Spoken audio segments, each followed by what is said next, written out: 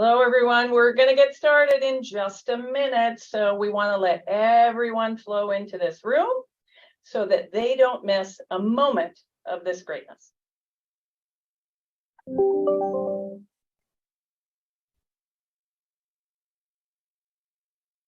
Okay, I'm going to jump right in. I want to welcome you all to the first event of the 2023 Tippie Women Summit. My name is Barbara Thomas, and it is my pleasure to coordinate today's event, which will focus on the topic of learning from our mistakes. Now, before I turn it over to our amazing moderator and panelists, I want to remind everyone that there are two other Tippie Women Summit events on the calendar. Now, if you are in the Iowa City area on Thursday, March 23rd, please join us for an in-person event at the new Courtyard Marriott Hotel across from Kinnick Stadium at 5:30 p.m. At this event, we'll hear from Tippie faculty member Beth Livingston as she discusses her book, Shared Sisterhood: How to Take Collective Action for Racial and Gender Equity at Work. Along with a Q&A from Tippie Dean Amy Christoph Brown, this event features a structured networking event for students and working professionals alike. Our final Tippie Women Summit event is virtual and will take place on Thursday, March 30th at 12 noon Central Time. This webinar will focus on authentic relationships, the benefits of being known and valued at work and beyond. It will feature Tippie faculty member Amy Colbert and nurse practitioner Renee Gullickson. All are welcome to attend any of these events. They are free, and I will include a link to the webpage in the chat during our webinar. Now, today we will be moderating questions through the Q&A button that you'll see on the bottom of your screen. Feel free to enter any questions, and we'll get to as many as we possibly can. Now, our panel today features 4 amazing University of Iowa alumni. Woo-hoo! We appreciate their willingness to discuss their own mistakes and the growth and learning that evolved from them. So it is now my pleasure to turn this over to Sheri Salata, who has pivoted her life from television producer extraordinaire to a transformation doula who helps guide people in creating their limitless lives. Take it away, Sheri. Barb, thank you so much. And thank you for asking me. And hi, everybody. I'm here with these amazing Iowa grads. And I think without further ado, before we even start, let's talk about that amazing women's basketball team that are playing today. I was going to say, Barb, 3:30 Pacific, 5:30 Central in the Big Ten tournament. And they're killing it. They're just killing it. The pride just swells in my heart. As Barb said, I'm Sheri Salata, and I'm only too happy to share all my mistakes because there's a boatload of them. A little bit about me. I left Iowa City, having had the best 4 years of my life until now, but best 4 years of my life. And I did everything wrong. Everything was wrong. I didn't have a job lined up. I ended up in a typing pool. Then I was an assistant toy store manager. Then I was a 7-Eleven store manager in Dallas, Texas. Helped deliver a baby in a parking lot. That was notable. And then moved back to Chicago in complete and utter failure. Became a secretary at an advertising agency. And that's when things got interesting because I learned how to produce. And even though they were 30-second television commercials, I felt like I was getting in the lane. I was getting in the lane. But it wasn't until I turned 35. 35. Mark that I was given a new chance at a new destiny. And that was an entry-level position at the Oprah Winfrey Show as a promo producer. And I spent 20 years there. 20 glorious years. I was the last executive producer of the Oprah Winfrey Show and some other things. And it was quite a ride. But I stand here before you today, or sit on Zoom, to tell you that that was just the setup. because now I see that got me ready for what was next. So now I founded a global membership group for women who want to reimagine their lives and build their best lives.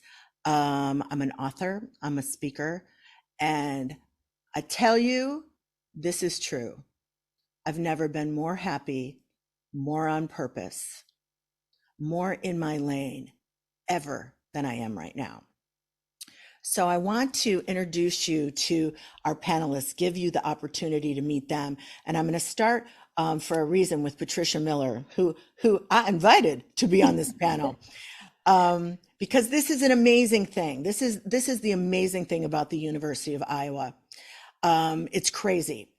8 years ago, Patricia and I were both invited to speak at the very first in-person Tippie Women's Business Summit. Oh, Barb's holding the little pamphlet, the little thing you got when you came.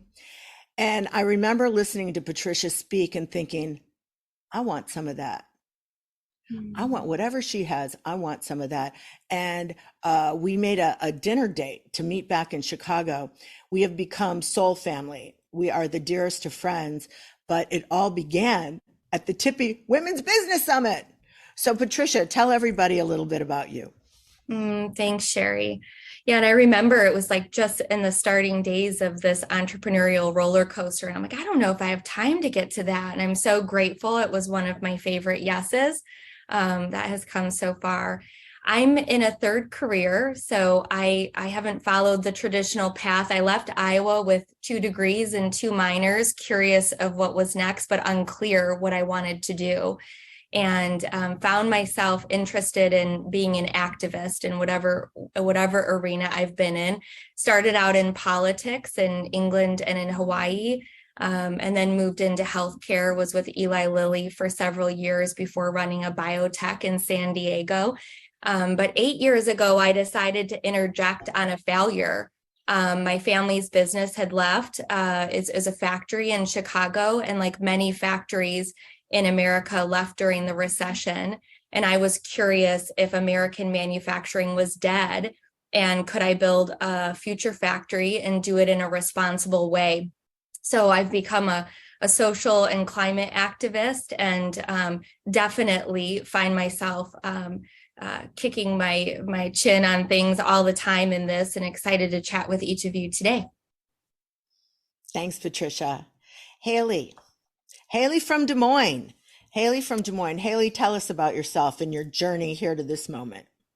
Absolutely. Thank you all. It's just such a pleasure to be among all of you all-stars and forever Hawkeyes.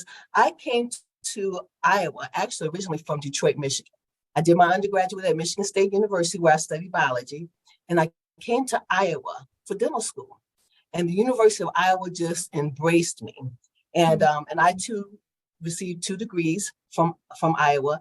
My master's is in dental public health. So I've been proudly serving as a public health dentist for 29 years now. And I've been serving it 20 years of that time at Broadlawns Medical Center. I'm now section chief and director of dental education. And I'm just happy to be a part of this whole conversation about women in dentistry, women doing great things in every level of this career path, and making an impact on oral health and systemic health, and how those two are conjoined, and how we could be a part of that conversation and moving health forward for women and children and Iowans alike. So thank you for the opportunity, and I look forward to talking to you a little bit more about my mistakes. Yes. Oh, Hayley, I can't wait to hear those. I just read an article about longevity, like for those of us who are really trying to live these build these amazing lives of ours, that oral health is at the top of the list. Yes, it's integral to general health. Yes. Thank you for that. Jaime Garrigus, who comes to us from the Chicago area, where I'm from. I hail from there. I'm coming to you from Napa Valley right now. Jaime, tell us about your journey. Yes. Well, so I graduated from University of Iowa back in 2000, which I had to think about how many years ago was that? I mean, honestly, in a blink of an eye, here I am 23 years later, and I've sort of manifested the career that I've always wanted in a lot of ways. And it didn't happen always easily, because when I graduated from Iowa, I remember I wanted this one job so badly. I interviewed for it. I wanted to move to Minneapolis and work for Target and be a buyer. This was my dream. And I did not get that job. But I'm here to tell you, the job I got was even more in line with kind of where my passions were. And that was, I moved to Chicago, big city Chicago. I'm from Ankeny originally. So I'm an Iowa girl at heart. And then, I moved and worked for a big advertising firm for about 13 years. I worked on a lot of clients that I'm sure you would recognize: Disney, Allstate Insurance, Procter & Gamble. I ran their media for their hair care portfolio for about 5 years.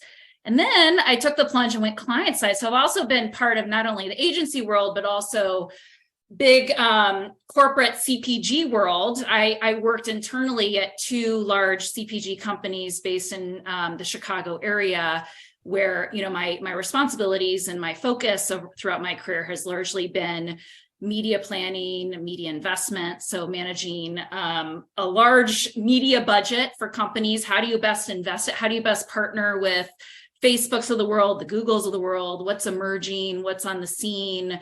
Lately, it's the metaverse, trying to be ahead of the trends and try to champion brand or steward brands to how to take advantage of kind of where the world is going. And currently, for about 2 years now, I started my own consultancy. So I think you would say I'm sort of an entrepreneur, which has been fun for me. And I have one anchor client, which is Famous Footwear. So I'm kind of, after years of working in CPG, I'm now getting my hand in retail, which has been a lot of fun. So yeah, it's a little bit about me. I don't know what's next, but that's where I've been. I know. Oh, what's next is it just keeps getting better and better. I love that. As I'm sitting here with a group of Iowa women, and I know so many Iowa alums and Iowa students are watching today, along with people from all over the world. It really is amazing, the diverse experiences we've had and the different paths we've taken. It's really something. I mean, I look at my own life. My life is like, I had about 500 paths, and I continue to open new ones. So our big question that we're going to start with, the juicy schmoosy of it all, is, and it's the most generous thing any woman in business can give to another woman in business, which is to reveal her biggest mistake, her biggest mistakes, and the gems she got from that experience. So Patricia, I'm going to start with you.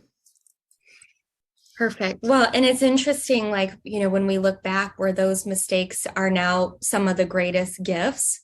I think when I was growing up, it was like, get the good grades, go do the things, classic Midwesterner, work really hard, you've got to be successful. And I had such a fear of failure. And it was really easy in the corporate world to keep doing really well, working the 100 hours and climbing the ladder. And I found, I was running the commercial arm of a biotech in San Diego. We had taken the company public, came off of 17 flights, and I had a trans-ischemic attack. And this was on my 9th move. Had lived all around the world, and found myself in San Diego, but I didn't have a group to come to the hospital or a family there. And I found myself in the hospital bed thinking, I'm going to go to black tie events by myself. I'm going to have all of this financial success, but where is my life bankrupt in so many other ways? And it just became such a really great revelation that sent me on a path to leave the corporate world and to become an entrepreneur and to find the gift of grounding in Chicago, getting a house, planting my feet in the dirt, and exploring the other things that I needed to manifest in the other areas of my life. And at the time, of course, it could have been a failure. Like at 32, how could my health put me in a place where I had that? And what a gift it was that it was short-lived, but it became such a beautiful message of like, you can do this forever. and you might not get where you want to go. So that was one of my biggest, I think, what could have been a mistake and has been the greatest gift. And now I find myself, as I shared, I've interjected myself on a failure of a factory. It had closed. And I'm curious, did I interject myself on a momentum that needed to fail, or what can I do to make it successful? And I think there's the countless things as we hit the entrepreneurial journey where there's no roadmap. And when we're on the bleeding edge of innovation, there's nothing that's set in stone. And so I make mistakes all the time. Patricia, thank you so much for that. I know that story. I lived that story, but I wasn't 32, I was 56. So I just want to give you a big shout out to have the awareness to dig deep as soon as possible and make sure that the life you're building is the life you want to live. Jaime, I'm going to go to you. Biggest career mistake and the gem you learned from it. And when Barb told me the topic of this conversation, I have to admit, I was a little nervous, and it's very vulnerable to admit to so many people your mistakes, and especially, I have very perfectionist tendencies, I will admit. But, I've thought back on my career trajectory, and I do want to acknowledge there's sort of a difference between mistakes versus regrets, because I definitely made choices in pivotal moments and made a choice that was rocky, that was uncomfortable. It was could be deemed, it was definitely a mistake. But when I look back on that, to that point around growth, I don't know if I would go back and change some of those choices that I made. So here's one specifically. I was working for a company where I was, very comfortable in my position. I had my position for about over 2 years. It was definitely my wheelhouse. And I got offered to move to a new position, and it was an undefined position, newly created within the company. And its focus was data-driven marketing, which, can mean so many different things.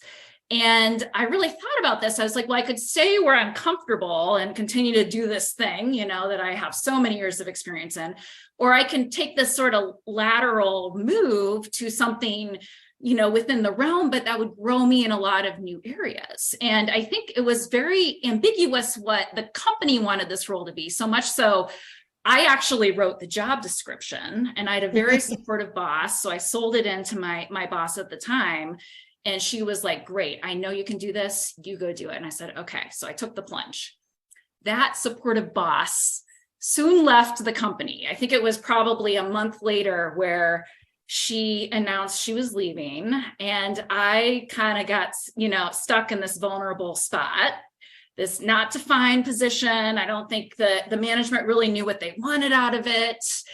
And honestly, it was very, very rocky. I inherited this team that was doing stuff, in a related field, but not exactly what I had years of experience doing. So right and out of the gates, I had to admit, you guys know some of this stuff better than I do. And, how can I be in this position as your manager to push through some of these hurdles for you, and really trying to step back from trying to think I know everything, what the team was doing. And, it's also the structure, that the personalities of the team were also very different. If you ever work style personality tests, we're all over the spectrum in terms of how we like to work with others. So it was very rocky. It was very bumpy, but would I still today go back and take that position? The answer is yes, because I learned so much by getting out of my comfort zone and being in this position, managing this team and trying to really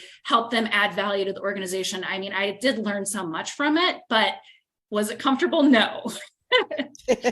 Okay, that's fantastic. I like it. Boy, both of you guys spun some gold out of your mistakes. I'm not sure I did. Hayley, I think you may have. Yeah. So I just want to preface this with, I'm not 100% sure that I made major mistakes in my career, but that's because the foundation for me was established very early on. I consider myself to be a survivor of trauma, childhood trauma, and that informed a lot for me. Simultaneously, being a person that was bullied very early on. I also had parents that held very high standards, and they demanded not so much perfection, but what they wanted for me was for me and my sister to give and do our personal best every time. And I think at some place along the way, I confused personal excellence with perfection. And I learned early in a very traumatic way that perfection, while it may be achievable, it is definitely not sustainable. And that I'm glad I learned early. And although we may want to be perfect in what we do, statistically, it is impossible to be perfect every time. And so I'm glad that I learned that seeking perfection can really strip joy out of whatever you're trying to achieve. And more importantly, it can be paralyzing at times. And I remember very early on, I was taking an exam, and I thought that examination was to get into an institution. What I learned is that I was already in the institution, but it was a placement examination. But I was paralyzed in that moment of wanting to be perfect on that test, wanting to get in this institution, that all I remember doing is bubbling in my name and maybe my age. I can't remember, maybe the date, but the rest of it was empty. As a result, I ended up being placed into lower level classes that I later had to be moved up into, within a semester if the teacher realized, why are you here? And so that I'm glad to have learned that very early on. Now, understand, I still think that I might have some tendencies to want to do things perfectly, but I have to remind myself that that's not the measurement. But if we, as women, as professionals, do strive to at least do our personal best, that is achievable every time, regardless of how you measure it. And you can measure it in taking 110% off of an error, or running one block longer in your jog, or maybe making $1 more in profit this year than you did last year. All of that is achievable as long as we realize that perfection, it has its place, but it's not sustainable. Oh, Haley, I love that. You know, what occurred to me as you were sharing that so beautifully, that what if joy was the measurement of success? And maybe it is. And maybe that's something for everybody who gathered here today. Maybe that's the gem you came for. And it came right from Haley's share there. What if joy is the measurement of success? And what if you can get that really early in your career? So I'll tell you mine. I'm not sure I spun gold out of this, my friends. When I tell you what it is, I made the same mistake every single job I ever had. Same one, over and over and over and over again. And that was, I stayed too long every single time. I stayed too long every single time. Every time. Not one time, not at my crappy little jobs, all of the jobs. I stayed too long. There's a cadence.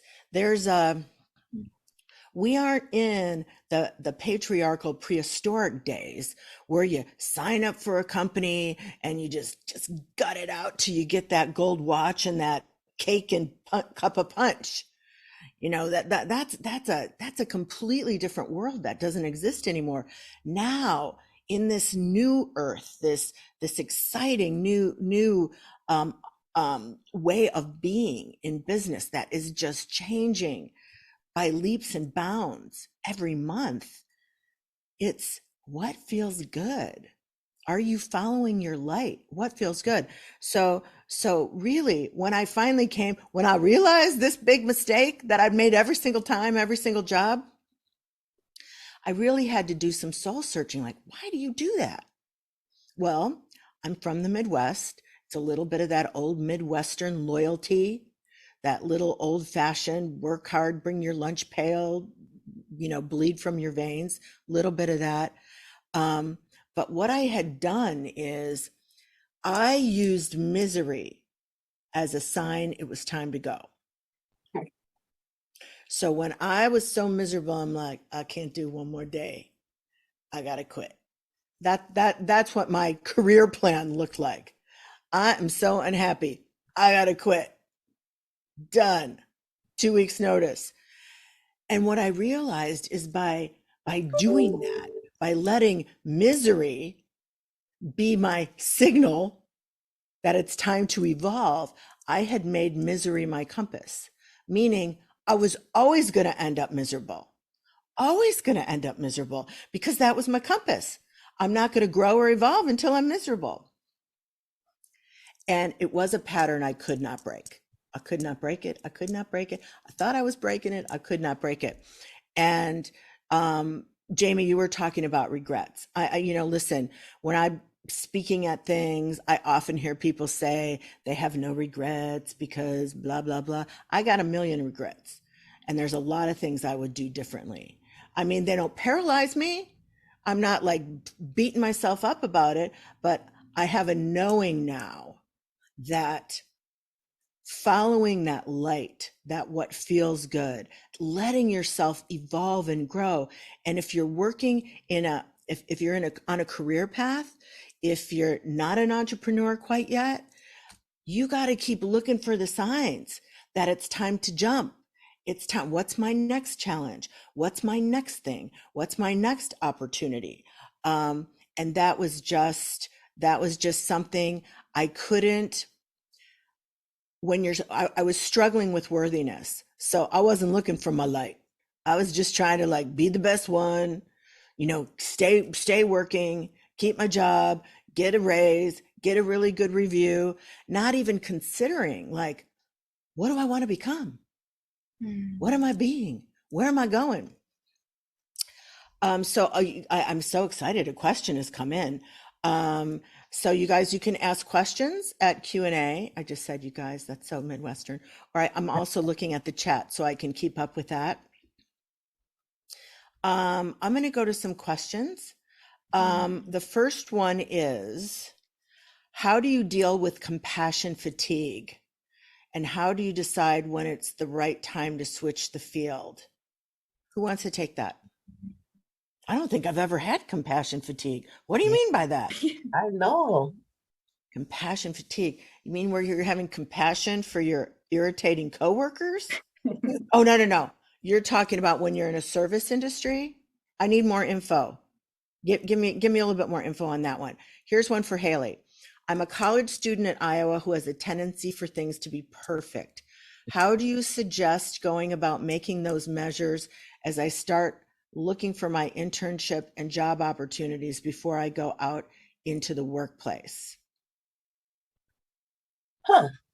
Well, first of all, I've already said, and I think I'm being recorded, that do not seek perfection, but seek the best opportunities for yourself and give yourself permission to align not only the goals of the organization or the internship that you're seeking, but what's within you.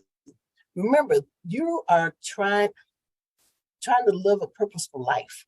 And you need to be intentional in making sure that you're getting out of those experiences what you hope to have to empower you for your next part of your journey. I like that.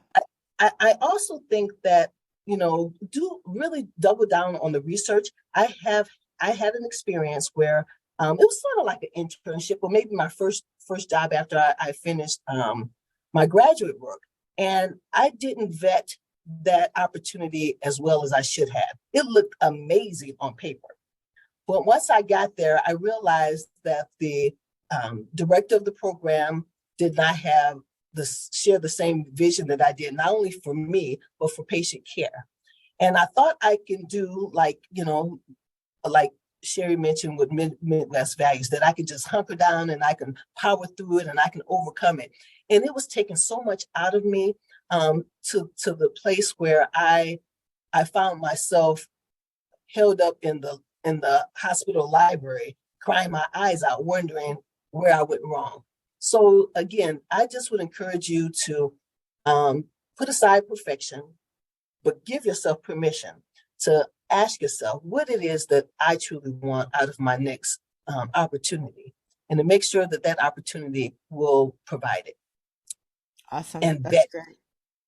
And what? What, And Haley? vet it. And vet Vet it. it. Vet it. That's good. I always jumped right in and I wasn't big on the vetting. That's a good tip. Patricia, I'm going to send this one to you. How do you feel about the term girl boss? Gosh, I felt a few ways about this. I think there's something I feel really empowered by of being a female owner. And I never want to lose sight of what we're representing in our positions and what it may mean to someone else. When I started the factory, I went to a STEAM program with, 5th grade to 8th graders.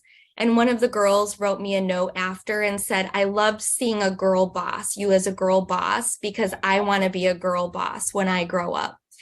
And, I thought this was just a local school. I was going to share what I'm doing at the factory. And I didn't really connect the dots at how much it means for us to see people that look like us or reflect or model things that we care about. And so in those arenas, I love it. In others, I struggle. I'm in a traditional industry. Manufacturing doesn't have a lot of women as leaders or as owners. And I've found at times it can be patronizing or could suggest that we're aggressive or bitchy or other things. And so I kind of hold the and around it because I don't see it as a good or a bad. Oh, okay. I gotcha. That is a good answer. I'm not sure I care. I mean, I don't think, I think, but I hear what you're saying for sure. Jaime, I didn't ask you this before we started. Do you have children? I do. I Okay, actually have 3 children. Oh, this is going to be the good question for Yeah. you. Why is this a working mom question? What are some of your own personal tips regarding balancing responsibility with your family and your job and business? Well, I do have to say the spot I'm in right now is largely a result of having a family. So, when COVID happened, I think when you're running, and Sheri, to your point, when you're making yourself kind of miserable, maybe you're miserable, but you're just going every day with your lunchbox. COVID broke that for me. It was like, I'm home. What do I want to do? And I was spending more time with my family. And so honestly, now I've decided to be a consultant because at this phase, I don't necessarily think this is going to be a permanent thing for me, but I've honestly found the perfect balance in my life currently because I still have a hand in business world.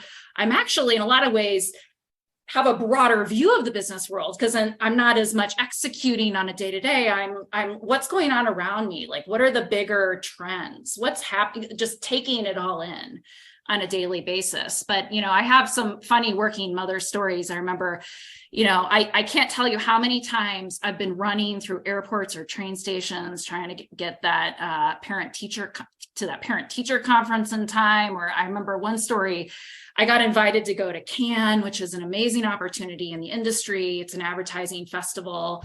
And it was such an honor to go. And I went. The only challenge was the date I was supposed to get back was my daughter's first birthday. And so I remember running through the airports, running through Heathrow, trying to make my gate. Literally, they almost shut the door and I was sweating. I was running with somebody else, by the way. And I made it. I flew back. I spent my daughter's first birthday with her. And so I'm not saying it's easy, it's hard, but you make certain decisions in your career, obviously with the context of what else is going on around you, what your whole life priorities are. And right now I've been able, through being my own boss, choosing my own clients, I've been able to find that this point in my career. I don't know what's next, but that's where I'm at. I'm going to offer a perspective that, I come at it not as an expert because I don't have human children. I have dog babies, Dolly and Buzz, who seem to require more care than human children based on my observation.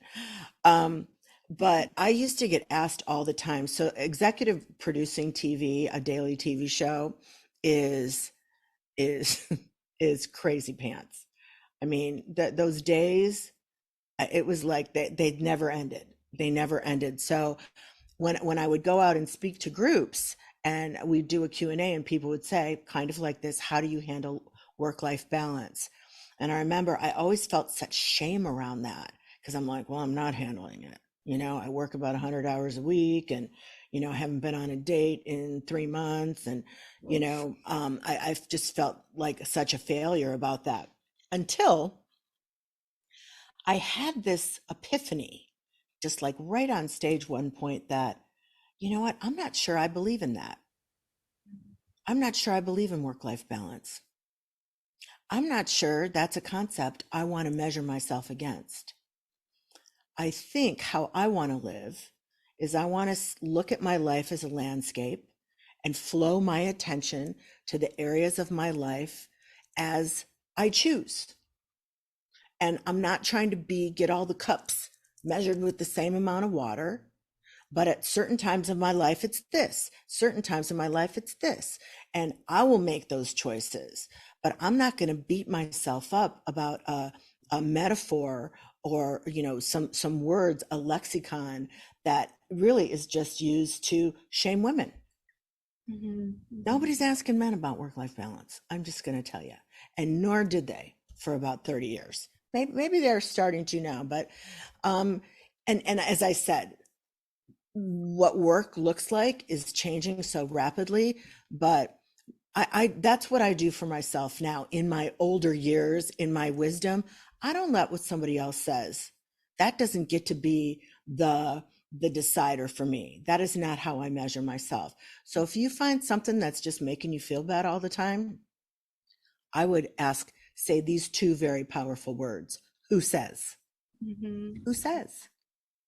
Who says? Talking about compassion fatigue. It's being explained by different people. It's like, okay, hold on. It's when you're very much involved in your mission, what you want to achieve through your career, but fatigue kicks in when your goals are not met due to society politics. You start to lose hope. Mm-hmm. Someone else described it as she's a college coach. The role of coach has expanded far beyond coaching a sport. You're fulfilling the role of parents, therapists, friends, mentors. And sometimes these roles are draining. Oh God, I can imagine that. Woo! All those college girls with all their angst and stuff. Anybody want to take that? Compassion fatigue. You ever feel like you just want to give up? Have you ever felt like that? Like, why am I doing that? Yeah, I have a lot of empathy for that question right now. You know, I feel like I've come into this disconnect between idealism and reality, or affinity and reality. And sometimes I think when we're so passionate about what we're doing, we can see what needs to change so clearly, but the world might not change at the same place, or it may not, you know, we might not metabolize things all at the same time. And I'm finding that, you know, I think in business in general, we're at the crux where profitability and profit don't become the ultimate driver anymore, but purpose is starting to get up into the arena of just as equally important. But we're still in an old paradigm where profit dictates, and that's what businesses have been run by. And so how do we move the needle? And one of the things that I'm just working with is, if we are viewing life as a lab or an experiment, you know, what are we willing to face right now or feel in a new way? And that maybe there's something in that learning, even if it's bumping up against my ideal, or it's bumping up against the frustration of failure, or that I can't get there. And maybe there's something even in that is the gift, if I'm open enough to it without the impatience of achieving a certain target I've defined as successful. Yeah, I love that. Jaime, here's one. And I think three of us. Hayley, you wouldn't consider yourself an entrepreneur. No, you are. I do not. I do You not. do not. Okay. So what is the best advice? This is a good question.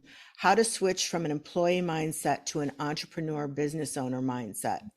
I've always worked for someone else, and now I'm starting my own business. Well, I'll start because I'm relatively new at this, and I will say, obviously, if you're doing your own thing, it's a lot more about hustle and self-motivation. Working within big corporate organizational structures, there's certain processes, in place around setting annual goals. What do you want to achieve? How are you going to get there? Aligning all your resources against those goals. And you have a lot of resources. Right. When you are a entrepreneur, especially like me, it's just me. And right now, I'm at a crossroads where if I need to decide if I want to really make this consulting thing a bigger consulting thing or kind of stick with a few clients. But I've just had to be scrappy a little bit. When you're working within a big agency holding company, there's so many tools, so many people. Go to the expert on this, expert on that. I am resourceful with the tools that I have at my disposal, which are a lot of industry resources. My network has really come into play, like that I fostered over my 23-year career. I can just pick up the phone and ask, like, have you ever had this problem? How have you dealt with it before? I think those are just some of the challenges that I've come across, and just make the best of it. But Patricia, I'm sure you've got some perspective on this one as well. Well, I was also going to suggest, even in a large org or in another org, where can we be entrepreneurial? And that was something that helped set me up to then go out on my own. And to your point, Jaime, I think sometimes you just got to get in the deep end of the pool and then you figure it out as the entrepreneur. But I think, and the mindset shifts quickly, whether you want it to or not. But what I found is in the larger organizations, there felt like at least there was a bottom where when you're an entrepreneur, sometimes you can get into fear-based mode that if I make the wrong decision, this can fail. Like it's easier to fail because you're without all the abundance of resources and people and knowledge base that's in the org. And so I really enjoyed the idea that when I was in a larger Fortune 500, that I could take risk, or take risk in my thinking, or take risk in honing something, or take risk in a campaign that I was working on, and know that there was opportunity to have the learnings from it, even in the mistake that sometimes we don't get afforded the ability to in the entrepreneurial world. And so maybe even before you move into that, where in your current job can you have that kind of change in mindset? There's so many questions. Okay, would you want to add to that, Hayley? Because I'm going to move to our Yes, next question. yes, please. I just agree 100% with Patricia. And I just also, although I deny being an entrepreneur, I will say that when I did come to apply for the position at Broadlawns, I came with a strategic plan. I often refer to it, and I may be dating myself. I don't know if anyone remembers the movie Jerry Maguire. But Yes. When he created this, when he created this manifesto or mission statement, and he started talking about all these great things that they can be doing. He was a sports Agent. attorney or agent, yes. And all this, and he was very transparent with how they can be doing better and connecting with clients on a different level. And he got terminated. And so I have since received the goal for my strategic plan, and it was comprehensive, by not one but two CEOs who have come and gone. And I now have presented to my most recent and current CEO, and it's going to be interesting to see if he receives it. But I'm sharing this to say that even if you are in employment with someone, you have the ability, if you so choose, to say to yourself, hey, these are some things that I would like to achieve while I'm in employment with you, that can have some very entrepreneurial connections. I just wanted to share that. Thanks, Hayley. That's you. great advice. Well, I think we're going to cover a lot of those questions that are in the Q&A with this next question. And I'll start with you, Jaime. What do you wish you knew then, back then, wherever back then, like a new graduate out of Iowa, getting ready to go out and make things happen. What do you wish you knew then? Yeah, well, I mean, really, it's a few things. So, one of the things that kind of in my first story that I told, I really talked about always choosing growth over comfort. If you're facing like a pivotal decision, and whether that's what do I do in my career or on a specific project, usually in my experience, it's been better to take the road that it feels a little uncomfortable sometimes. And, I think that's where a lot of that growth happens. I think, the other thing I would say is play the long game. So when you think about your career, and I've also coached people on my team in the past, don't just make a decision based on that position that's being offered right in front of you.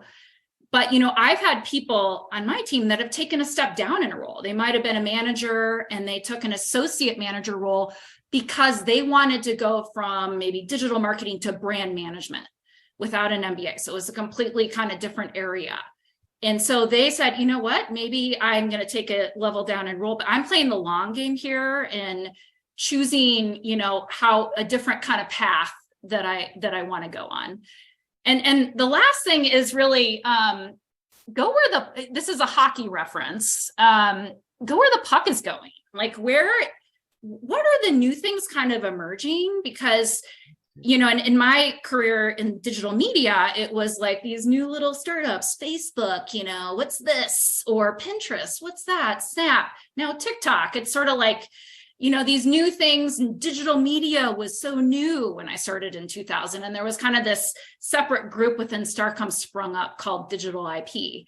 And I will tell you, they were the thought leaders that really drove, the future of marketing and advertising in a lot of ways. It kind of started like these, people running digital media over here. And now they're like running whole organizations. But I will tell you, you want to ride the wave of growth versus like try to dig out the sinking ship. That's the metaphor I'd like to use. Like, where is the growth waves happening? Now, you can't always get it right. Like I acknowledge, crypto is kind of going through some interesting time. I know a lot of people that went into the crypto space about a year ago is the hot thing.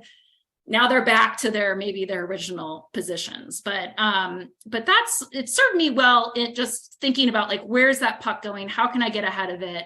How do I align myself with the future? That's good. Thanks, Jamie. That's excellent. Patricia, what do you wish you knew then? And I think it's something I wish I know now too. And I have to keep reminding myself, like, we don't know how long we're here for. And we probably don't remember if we reincarnate or not. We forget. But, I often think of E.B. White's quote is like, I wake up every morning torn between saving the world and savoring it. And I think my early days, I was so much on a path of achievement, and achievement was my definition of success. And I often forgot to really enjoy it too, and really have that, to your point, Sheri, of just this idea of joy above things. And now I feel the same, as like this idea of that success is only going to occur in the privacy of my soul. It's not going to be the exterior things. And so am I consciously remembering that as I move through life? And I think early days, I didn't know how all the dots connect. And so don't be worried if you don't know, because we often look back, and even in those failures or mistakes or whatever it is, like, oh, I now get it, or I can now see it. But I think if we don't take the time to become really aware and have the enjoyment along the way, it just goes too fast. Thanks, Patricia. Hayley, how about you? What do you wish you knew then? I wish that I knew then, and it was incredible to be an African-American woman, young woman, growing up in Detroit, aspiring to be a dentist. And what I hoped to have along for many, many years was a mentor. And it always eluded me.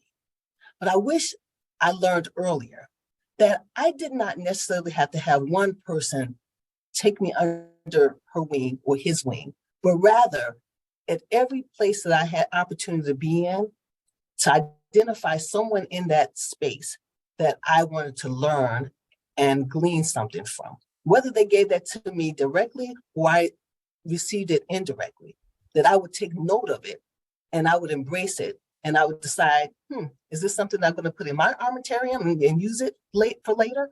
Or, pitch it. But for the most part, once I accepted the reality that a mentor for me may not be as accessible as I had hoped it to be, but I can glean from other people along the way what I needed for myself in terms of leadership, clinical development, personal development. It just became so much better. And I continue to do that now. And then I also try to be a mentor to others if I can. That is so beautiful. Well, okay, Sheri Salata, what do I wish I knew then? So many things. So many things. Like, number one, get out of the airliner and get in the library. That would have been one thing. But the two of the bigger things that might be valuable to people who've come here to join us today. One thing is, and Patricia hit on it a bit, it wasn't until, gosh, maybe even just 4 years ago that I figured out that I had I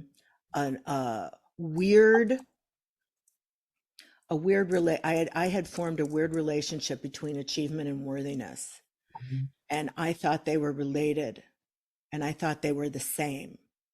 And so that driving for achievement, to be loved, to be validated, to be valued, it was quite a shock when I was in my particular profession, the top of the mountain.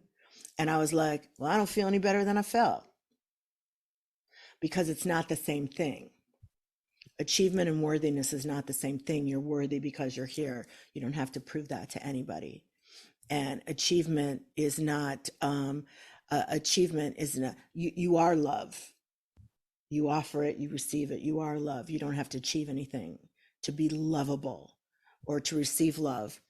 And the second thing, which I also got a lot of this learning from my friend Patricia Miller, who's one of my mentors, is that invest in yourself. Invest in yourself. Get a life coach, get a money coach, get a career coach. If you've experienced a lot of trauma, big T trauma, little T trauma, get a therapist. Invest in yourself. Invest in your own mind, body, spirit expansion. I would go back and whisper to Sheri, about to graduate, it was actually 1981. I didn't tell my parents I graduated early, so I went through the ceremony in May of 81. I would whisper to her, get yourself a meditation practice right now and meditate every single day for the rest of your life, and things are going to be so much more joyful and so much less stressful. I would invest in myself. I would make sure that I learned how to create a stable foundation so that no matter what happens at any place of business you show up to, you can handle it, because you are in your center. Your love cup is full. You love yourself. You're healed. You keep releasing limiting beliefs, and you can handle anything. You can handle anything. You can, from that healed place, from that place of wholeness, life can be the grand, rich adventure that it should be. And happiness can be your compass, and joy can be your compass. And you can create the most amazing life that's ever been experienced on this planet if you make yourself a priority. So that's what I wish I knew then. How about you guys? You know what I'm saying? Yeah, I got really into a lot of that movement in my 20s. I went through a little bit of a tumultuous time and relationships and trying to figure out who I was. And, I kind of started reading books. Like I was telling Sheri, I read Eckhart Tolle, A New Earth, which was on the Oprah Winfrey show as part of that book club. And honestly, that kind of thinking really did change my life. It's still a work in progress, I will say.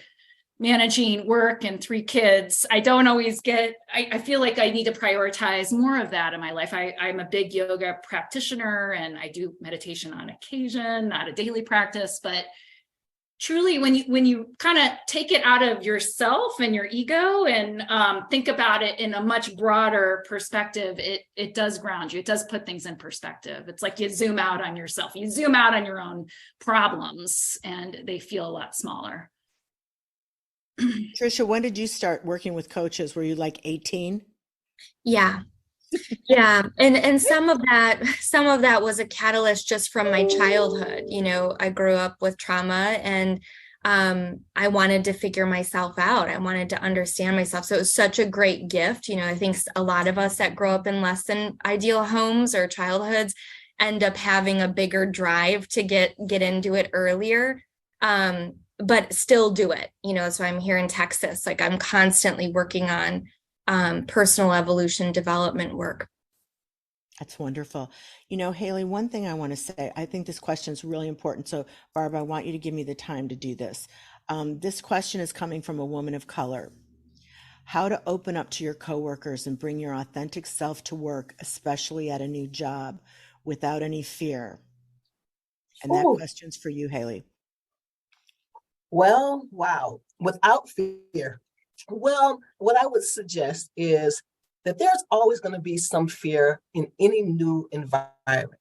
But what you cannot fear is being your authentic self. Because if you put yourself in a box, you're really taking away all the opportunity that you have to give, not only to others, but to yourself. And so I would just say, be who you are. However, also read the room. Not everyone wants to know everyone's full self, but be authentically you. Know who you are. Walk in your truth. Don't apologize, and be fearless. Be fearless. To the extent that you can be. That you are okay, and that you are in that space, and that you're worthy of being in that space. And that and it is okay. And you're not perfect. And nor is anyone else in that environment going to be. Hi, Barb, you're back. Is it time? It can't be What over. What a great conversation. There is so much to take away from this, especially just the idea that we do need to search for our own joy, that, to be bold, to be ruthless, I love it. So on behalf of the Tippie College of Business, really want to thank each and every one of you for your time today, for being open and willing to talk about mistakes and things that you learned and how you grew and how you adapted. It's a great conversation that I'm happy to remind everyone has been recorded and will be shared on the Tippie College's website as well as on our college's YouTube page. Now, we will wrap up, and after our webinar today, you will see a survey pop up on your browser. We appreciate it if you could take a few minutes, fill out our very quick survey, and tell us what you thought of today's discussion. Any last words from anyone else? Sheri, anything else? Yeah, I would say this, and everybody chime in, my friends. Be happy.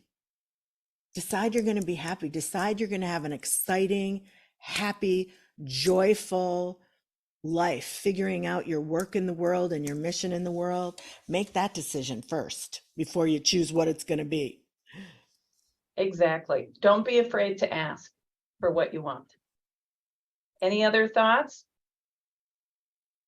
Going once, going twice. And with that, I will thank you all for joining us. And as always, everyone, go Hawks. Go Hawks. 3:30 Pacific time. Thank you. Thank you. It's phenomenal. Thank you.